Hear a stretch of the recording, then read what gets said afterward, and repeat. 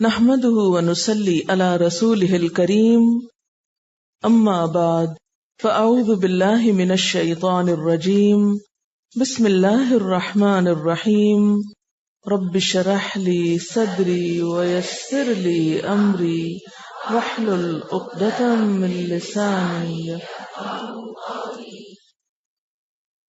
فازلهما تو پھسلا دیا ان دونوں کو الشیطان شیطان نے انہا اس سے فاخرجہما پھر نکلوا دیا ان دونوں کو مما اس سے جو کانا وہ دونوں تھے فیہ اس میں وقلنا اور کہا ہم نے اہبطوا اتر جاؤ بعضکم بعض تمہارے لبعض واسطے بعض کے عدو دشمن ہے ولکم اور تمہارے لیے فی الارض زمین میں مستقر ٹھکانہ ہے ومتاع اور فائدہ اٹھانا ہے الی تک حین ایک وقت کے فتلقى تو سیکھ لیے آدم علیہ السلام نے من ربہ اپنے رب سے کلمات کچھ کلمات فتاب پھر مہربان ہوا علیہ اس پر انہ بے شک وہ ہوا وہی التواب توبہ قبول کرنے والا ہے الرحیم بہت مہربان ہے قلنا کہا ہم نے اہبطوا اتر جاؤ منہا اس سے جمیعاً سب کے سب فاما پھر اگر یأتینکم آئے تمہارے پاس منی میری طرف سے ہدن کوئی ہدایت فمن تو جو کوئی تبع پیروی کرے گا ہدایا میری ہدایت کی فلا تو نہیں خوف کوئی خوف علیہم ان پر ولا ہم اور نہ وہ یحزنون غمگین ہوں گے والذین اور وہ لوگ کفروا جنہوں نے کفر کیا وکذبوا اور جھٹلایا بآیاتنا ہماری آیات کو اولئک یہی لوگ اصحاب النار اصحاب ساتھی ہیں آگ کے ہم وہ فیہا اس میں خالدون ہمیشہ رہنے والے ہیں فازلہما تو پھسلا دیا ان دونوں کو زل ز لام لام زل زل کہتے ہیں بلا ارادہ پاؤں کا پھسل جانا ارادے کے بغیر پھسلنا الشیطان شیطان نے ان دونوں کو پھسلا دیا انہا اس سے ان کا مطلب یہاں وجہ ہے یعنی اس درخت کی وجہ سے ہا کی جو ضمیر ہے یہ درخت کی طرف جا رہی ہے ہاذہ الشجرہ کی طرف جا رہی ہے فاخرجہما پھر نکلوا دیا ان دونوں کو خے رے جیم خرجا اخرجا نکلوانا خرجا نکلنا اخرجا نکلوانا نکلوا دیا ان دونوں کو مما اس میں سے جو کانا وہ دونوں تھے فی ہی جس میں وقلنا اور کہا ہم نے اہبطوا اتر جاؤ ہے بے توئے ہبتا ہبتا کا مطلب ہوتا ہے اوپر سے نیچے آنا بلندی سے پستی کی طرف جانا اتر جاؤ بعضکم بعض تمہارے لبعضن بعض کے لیے عدوٌ دشمن ہوں گے عدو عین دال واو ولکم اور تمہارے لیے فی الارض زمین میں مستقر ٹھکانا ہے اس کا روٹ ہے قاف رے رے قرار قرار قرار کی جگہ مستقر ٹھہرنے کی جگہ، ومتاع اور فائدہ اٹھانا ہے، الہین ایک وقت تک، فتلقا تو سیکھ لیا، پا لیا۔ تلقی کہتے ہیں شوق اور رغبت کے ساتھ کسی کا استقبال کرنا، اس کو قبول کرنا۔ یہاں کیا ہے؟ شوق سے سیکھے۔ آدم علیہ السلام نے من ربی ہی اپنے رب سے کلمات، کس کی جمع ہو سکتی ہے کلمات؟ کلمے کی، چند کلمات۔ فتابہ تو مہربان ہوا، علیہ اس پر، انہو بے شک وہ، هو التواب وہی توبہ قبول کرنے والا ہے، تواب بہت زیادہ توبہ قبول کرنے والا، الرحیم بہت مہربان۔ قلنا کہا ہم نے، اہبتو اتر جاؤ، منہا اس سے، جمیعاً سارے کے سارے، سب کے سب، فاما پھر اگر، یاتینکم آئے تمہارے پاس، منی میری طرف سے، ہدن کوئی ہدایت، فمن تو جو کوئی، تبع پیروی کرے گا، ہدایا میری ہدایت کی، فلا خوف تو نہیں کوئی خوف، علیہم ان پر، ولا ہم اور نہ وہ، یحزنون غمگین ہوں گے۔ حیز نون اس کا روٹ ہے، حزن غمگین ہونا۔ والذین اور وہ لوگ، کفروا جنہوں نے کفر کیا، وکذبوا اور جھٹلایا، بآیاتنا ہماری آیات کو، اولئک یہی لوگ، اصحاب النار آگ کے ساتھی ہیں۔ اصحاب صاحب کی جمع، سواد ہے بے، اسی سے صحبت نکلا ہے، کمپنی۔ صحبت کا معنی کیا ہوتا ہے؟ کمپنی۔ اصحاب جن کی کمپنی میں انسان رہے، ساتھی، دوست، تو یہ دوزخ کے ساتھی ہیں، دوزخ کی کمپنی میں ہوں گے۔ ہم وہ، فیہا اس میں، خالدون ہمیشہ رہنے والے ہیں۔ فَأَزَلَّهُمَ الشَّيْطَانُ تو شیطان نے ان دونوں کو پھسلا دیا۔ ہما سے مراد دونوں کون ہیں یہاں؟ آدم اور حوا علیہم السلام۔ کس نے پھسلایا؟ شیطان، شیطان نے، انہا اس کی وجہ سے، یعنی جس درخت کے پاس اللہ تعالیٰ نے جانے سے منع کیا تھا، اسی کی وجہ سے اس نے ان کو پھسلا دیا۔ فَأَخْرَجَهُمَا پھر ان دونوں کو نکلوا دیا، مما کانا فیہ جس میں یہ دونوں رہتے تھے۔ کون سی جگہ مراد ہے یہاں سے؟ جنت سے۔ وقلنا اور کہا ہم نے، اہبتو اتر جاؤ۔ کس کو کہا؟ حضرت آدم اور حوا کو اور شیطان کو، اہبتو سب اتر جاؤ۔ بعدکم تم میں سے بعض، لبعضن بعض کے لیے، عدوٌ دشمن ہوں گے۔ اب تین نیچے اتر رہے ہیں نا، آدم، حوا اور شیطان۔ تم میں سے بعض بعض کے دشمن ہوں گے، یعنی انسان شیطان کا، شیطان انسان کا، اور پھر انسان انسان کا۔ وَلَكُمْ اور تمہارے لیے، فی الارض زمین میں، کیا ہے؟ مستقر، قرار کی جگہ ہے، رہنے کی جگہ ہے، ومتاع اور فائدے کی چیزیں ہیں، الہین ایک خاص وقت تک، ہمیشہ کے لیے نہیں۔ اب چونکہ اللہ تعالیٰ ناراض تھے، اس لیے آدم علیہ السلام نے کیا کیا؟ توبہ کی، اور توبہ کرنے کے لیے کچھ کلمات سیکھے۔ فتلقا تو سیکھ لیے، پا لیے، خوشی خوشی لیے، آدم علیہ السلام نے، من ربی ہی اپنے رب سے، کلماتن کچھ کلمات، کچھ باتیں۔ فتابہ پھر وہ مہربان ہوا۔ کون مہربان ہوا؟ اللہ تعالی۔ کس پر؟ علیہ اس پر، اس کس پر؟ آدم علیہ السلام پر۔ انہو بے شک وہ، هو التواب وہی توبہ قبول کرنے والا ہے، الرحیم بہت مہربان ہے۔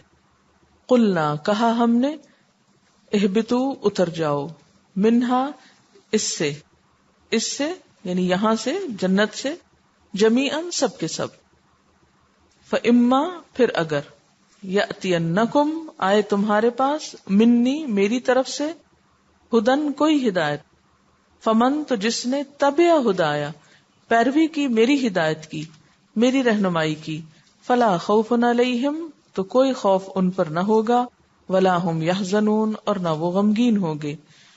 والذین کفروا اور جن لوگوں نے کفر کیا، وکذبوا بآیاتنا اور ہماری آیات کو جھٹلا دیا، ان لوگوں کا انجام کیا ہوگا؟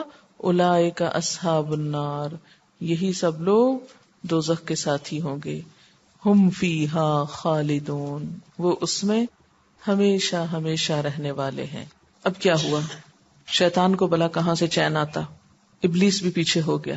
فَأَزَلَّهُمَ الشَّيْطَانُ عَنْهَا شیطان نے ان دونوں کو اس درخت کی وجہ سے پھسلا لیا۔ اب اس کے بارے میں بھی ایک روایت میں آتا ہے کہ شیطان کا پھسلانا کیسے تھا. کہتے ہیں کہ جب آدم علیہ السلام جنت میں داخل ہوئے اور وہاں کی نعمتیں دیکھیں تو کہنے لگے کاش یہ نعمتیں ہمیشہ میرے پاس رہیں. بالکل ایک فطری سا خیال ہے نا، جیسے آپ کوئی بھی اچھی چیز دیکھیں تو آپ کو کیا دل چاہتا ہے، کاش یہ چیز مجھ سے کبھی دور نہ جائے. خواہش پیدا ہوئی نا. شیطان نے موقع غنیمت جانا، ان کے دل میں وسوسہ ڈالا. قرآن پاک میں سورۃ الاعراف میں تفصیل آتی فوسوس لہم الشیطان، ان کے پاس جا کے رونے لگا. بہکانے اور پھسلانے کا طریقہ کیا تھا کہ رونے لگا پاس جا کے. تو انہوں نے پوچھا کہ بھی کیوں رو رہے ہو تم؟ کہنے لگا میں اس غم سے رو رہا ہوں کہ تم مر جاؤ گے اور جنت کی یہ نعمتیں تم سے چھوٹ جائیں گی. یہ سن کر ان کے دل میں بھی غم پیدا ہوا. وہ کہنے لگے کہ پھر اس کا کوئی علاج ہے، کوئی طریقہ ہے کہ جس کی وجہ سے ہم ہمیشہ یہیں پر رہیں اور یہاں سے نہ نکالے جائیں.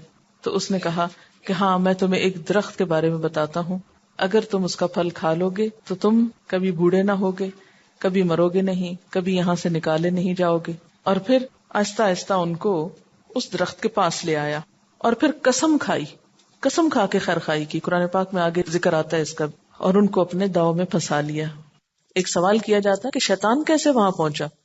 تو بات یہ ہے کہ شیطان نے اللہ تعالیٰ سے مہلت مانگی تھی. کیا؟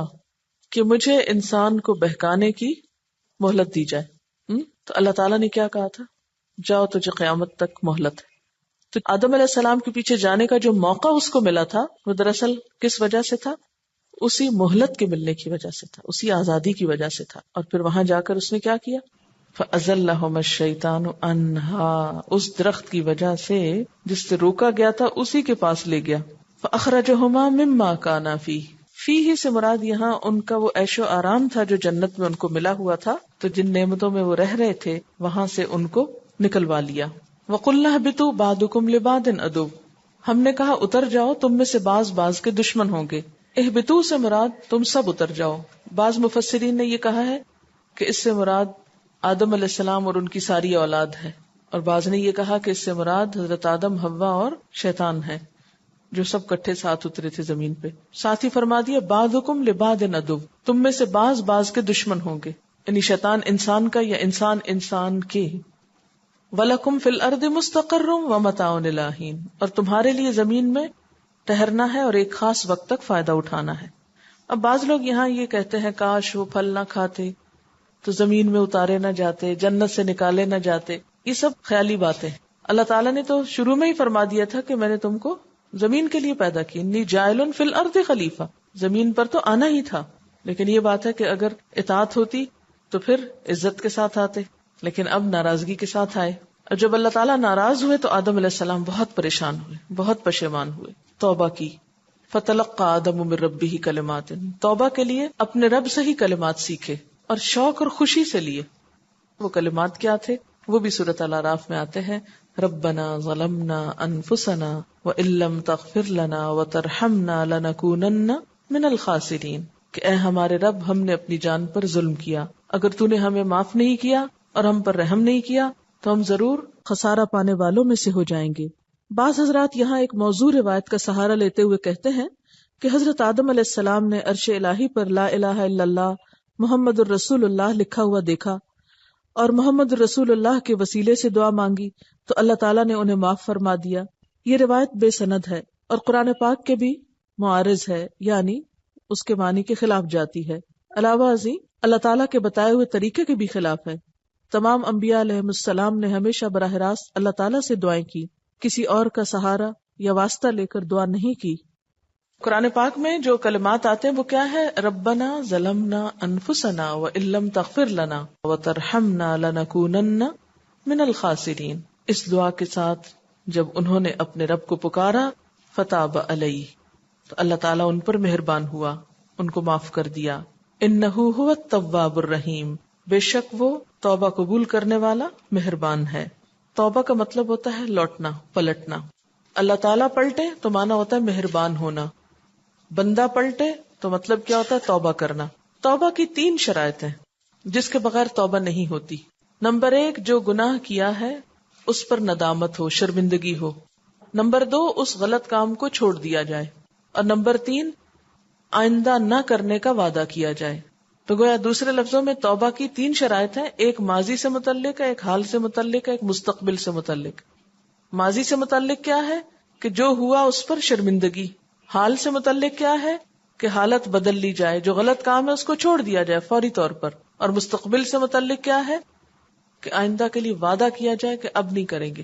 اللہ تعالیٰ نے توبہ قبول کی، وہ بہت توبہ قبول کرنے والا مہربان ہے، لیکن توبہ قبول کرنے کے باوجود واپس اسی وقت جنت میں نہیں لے جایا گیا، بلکہ دنیا میں ہی رکھا گیا، کیونکہ دنیا کے لیے جو پیدا کیا گیا تھا۔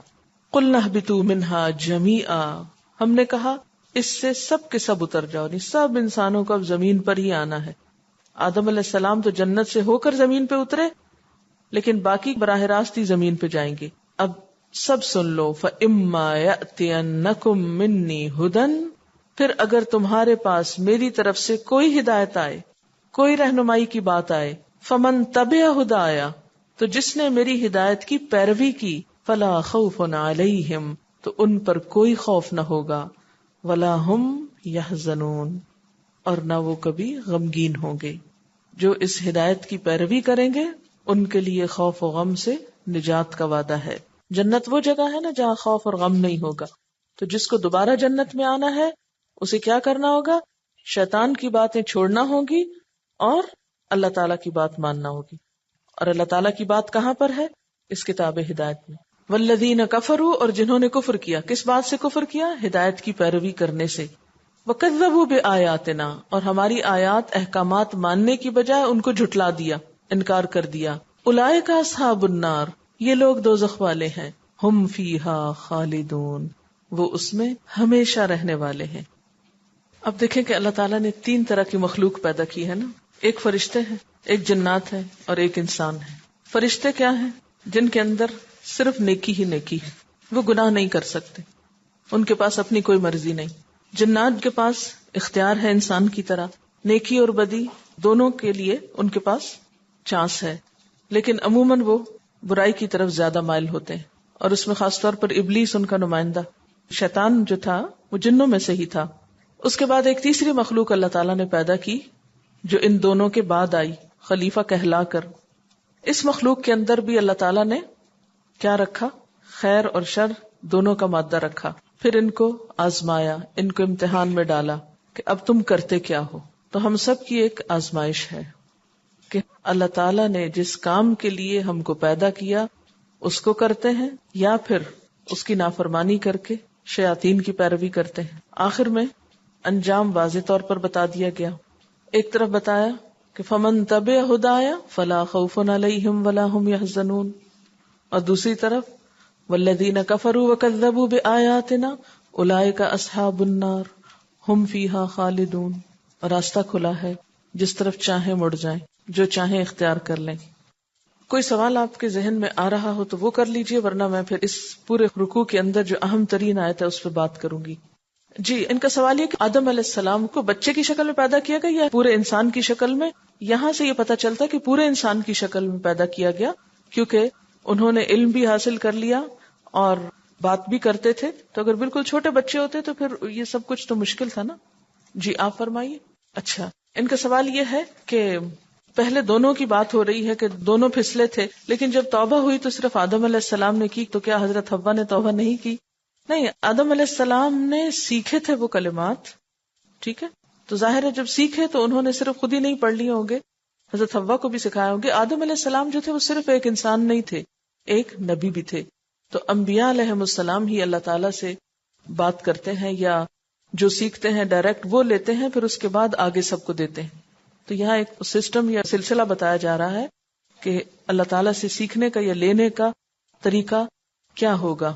یہ عام طور پر ایک مس انڈرسٹینڈنگ ہے کہ فرشتوں نے اعتراض کیا یا فرشتوں نے کویسچن کیا، تو یہ نہ کویسچن تھا نہ اعتراض تھا، یہ رائے کا اظہار تھا، کیونکہ اللہ تعالیٰ نے اپنا منصوبہ ان کے سامنے رکھا تھا، تو انہوں نے اپنا خیال ظاہر کیا تھا، اپنی رائے ظاہر کی تھی۔ It was not as such a question کہ آپ کیوں کر رہے ہیں، اٹ واز ناٹ اے کیوں، یہ کیوں کی بات نہیں ہے، یہ صرف اپنی رائے کا اظہار ہے، ٹھیک ہے۔ ان کا ایک سوال ہے کہ سائنس میں انہوں نے یہ پڑھا کہ انسان پہلے بندر تھا یا بن مانس کی شکل میں تھا، پھر گریجولی انسان بنا۔ ان کا سوال یہ کہ آدم علیہ السلام کی شکل انسانوں والی تھی یا کسی اور مخلوق جیسی تھی؟ جہاں تک سائنس کا یہ خیال ہے کہ وہ انسان پہلے کچھ اور تھا، یہ خیال اب بہت حد تک ریجیکٹ ہو چکا ہے خود بخود. اور ایک سپیشیز سے دوسری سپیشیز میں تبدیل ہونے کے لیے جتنا عرصہ درکار ہوتا ہے اتنا عرصہ زمین پر آئے ہوئے انسان کو ابھی تک نہیں گزرا. یہ کہہ رہی ہیں کہ آدم علیہ السلام کا جو لفظ ہے یہ خود بتاتا ہے کہ انسان کوئی ایپ نہیں تھا، کیونکہ ان کے جسم پہ بال ہوتے ہیں. آدم تو خود اسکن والا جو ہے انسان ہے، تو شروع میں بھی انسان کے اوپر کھال ہی تھی، بن مانس والے بال نہ تھے. یہاں آپ دیکھ رہے ہیں کہ ایک بہت بڑی غلط فہمی کا ازالہ ہوتا ہے کہ بعض لوگوں کے خیال میں حضرت آدم علیہ السلام کو حضرت حوا نے بہکایا تھا، لیکن قرآن پاک اس کی تردید کرتا ہے. قرآن پاک سے کیا پتہ چلتا ہے؟ دونوں کٹھے ہی اس کے بہکاوے میں آئے تھے. اچھا، یہاں پر آپ دیکھیے کہ 2-3 مزے کی باتیں پتہ چلتی ہیں. ایک تو آیت 35 میں ہے وَقُلْنَا يَا آدَمُ اسْكُنْ أَنْتَ وَزَوْجُكَ، اے آدم رہو تم اور تمہاری بیوی. اس سے کیا بات پتہ چلتی؟ پہلے کس کو کہا رہو تم، پھر کہا بیوی بھی رہے ساتھ. تو گھر بنانا کس کی ذمہ داری ہوئی؟ مرد کی ذمہ داری. لیکن کھانے کے معاملے میں کلا دونوں کھاؤ، عورت کو مرد کے تابع نہیں کیا گیا. یعنی یہ نہیں کہ کلا منہا رغدن حیث شئتما، یعنی عورت اپنی مرضی سے کھا پی سکتی، جو اس کی اپنی چوائس ہے، جو اس کا دل چاہے جتنا دل چاہے کھائے. اس میں اس پر شوہر کی طرف سے کوئی پابندی نہیں لگائی جا سکتی. وَكُلَا مِنْهَا رَغَدًا حَيْثُ شِئْتُمَا، جہاں سے چاہو. چلیے، آپ نے تو اپنی مرضی کی باتیں پوچھی، اب میں آپ سے اپنی مرضی کی پوچھوں گی. اس پورے رکوع میں جو اصل کام کی بات تھی اس کو تو ٹچ ہی نہیں کیا آپ نے، اور وہ کیا ہے جو اصل سبق ہے؟ ذَلِكَ الْكِتَابُ لَا رَيْبَ فِيهِ هُدًى لِّلْمُتَّقِينَ فَإِمَّا يَأْتِيَنَّكُم مِّنِّي هُدًى، اگر تمہارے پاس میری طرف سے کوئی ہدایت آئے. کیا ہے ہدایت؟ وہ الکتاب. ذالک الکتاب لا ریب فیہ ھدی للمتقین. اب کیا ہے؟ فمن تبع ہدایا، جس نے میری ہدایت کو فالو کیا، میری ہدایت کی پیروی کی، ان کو کیا ملے گا؟ فلا خوف علیہم، ان کے لیے کوئی خوف نہیں. ولا ہم یحزنون، اور نہ وہ غمگین ہوں گے، کوئی غم نہیں، نہ کوئی خوف نہ کوئی غم. کس کے لیے؟ جنہوں نے اس کتاب کی پیروی کی.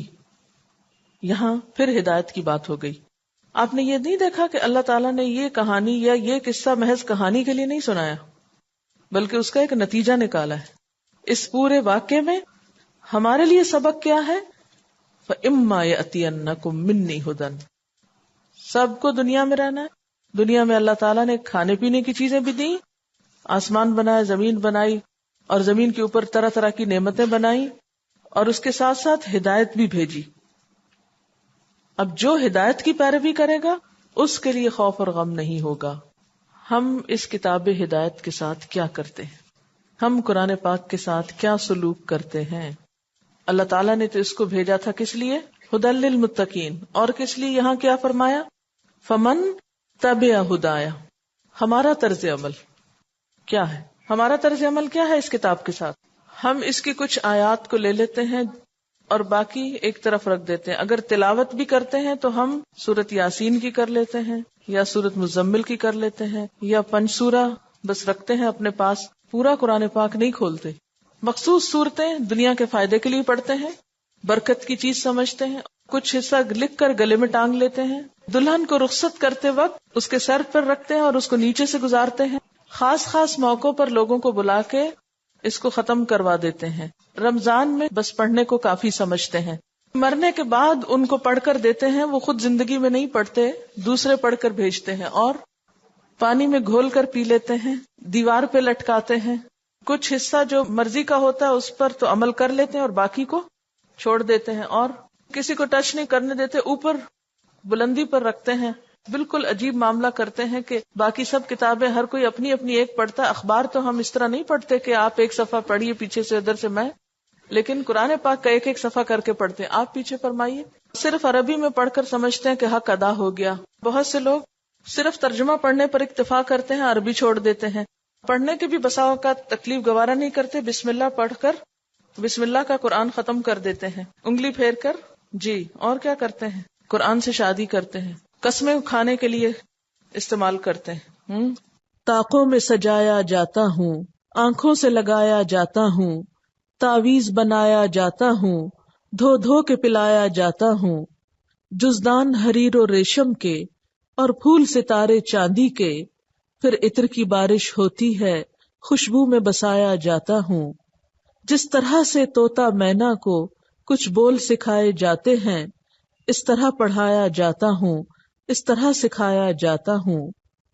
جب قول و قسم لینے کے لیے تکرار کی نوبت آتی ہے، پھر میری ضرورت پڑتی ہے، ہاتھوں پہ اٹھایا جاتا ہوں. دل سوز سے خالی رہتے ہیں، آنکھیں ہیں کہ نم ہوتی ہی نہیں. کہنے کو میں ایک ایک جلسے میں پڑھ پڑھ کے سنایا جاتا ہوں. نیکی پہ بدی کا غلبہ ہے، سچائی سے بڑھ کر دھوکا ہے. ایک بار ہنسایا جاتا ہوں، 100 بار رلایا جاتا ہوں. یہ مجھ سے عقیدت کے دعوے، قانون پہ راضی غیروں کے. یوں بھی مجھے رسوا کرتے ہیں، ایسے بھی ستایا جاتا ہوں. کس بزم میں مجھ کو بار نہیں، کس عرس میں میری دھوم نہیں. پھر بھی میں اکیلا رہتا ہوں، مجھ سا بھی کوئی مظلوم نہیں. سمجھ میں آئی نظم؟ ہم سب تو یہ کر رہے ہیں قرآن پاک کے ساتھ، اور اللہ تعالیٰ نے کیا فرمایا؟ فَإِمَّا يَأْتِيَنَّكُم مِّنِّي هُدًى فَمَن تَبِعَ هُدَايَ فَلَا خَوْفٌ عَلَيْهِمْ وَلَا هُمْ يَحْزَنُونَ. جس نے میری ہدایت کی پیروی کی، ان کو کوئی خوف نہیں ہوگا کہ اب ہمارا کیا حال ہوگا. وآخر دعوانا ان الحمد للہ رب العالمین. سبحانک اللہم وبحمدک نشہد ان لا الہ الا انت نستغفرک ونتوب الیک. والسلام علیکم ورحمۃ اللہ وبرکاتہ.